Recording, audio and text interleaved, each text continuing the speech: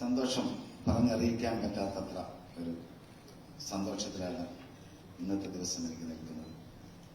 കാരണം മോഹൻലാൽ സാറിന്റെ കൂടെ ചേർന്ന് ഒരുപാട് വർഷം ജീവിക്കാൻ പറ്റി. ഇപ്പോഴും ആ സ്നേഹത്തിൽ ജീവിക്കാൻ പറ്റുന്നു.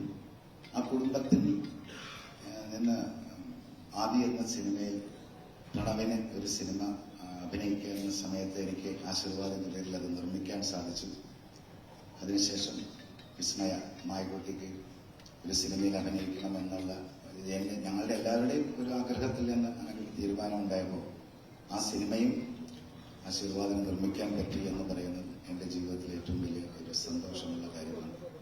അതുപോലെ തന്നെ എന്റെ മകൻ ആശിഷ് ജോ ആ സിനിമയിൽ സഹകരിക്കുന്നു എന്ന് പറയുന്നത് എനിക്ക് സ്നേഹം ഒരുപാട് കിട്ടുന്ന ഒരു മൊമെന്റാണ്.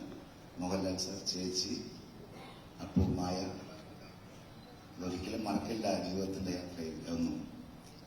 ജൂഡ് ഈ സിനിമ ആദി എന്ന സിനിമ ജിത്തുവിനെ ഏൽപ്പിക്കുമ്പോൾ നമ്മളുടെ ഒരു കുടുംബത്തിലെ മെമ്പറെ ഏൽപ്പിച്ച പോലെയായിരുന്നു.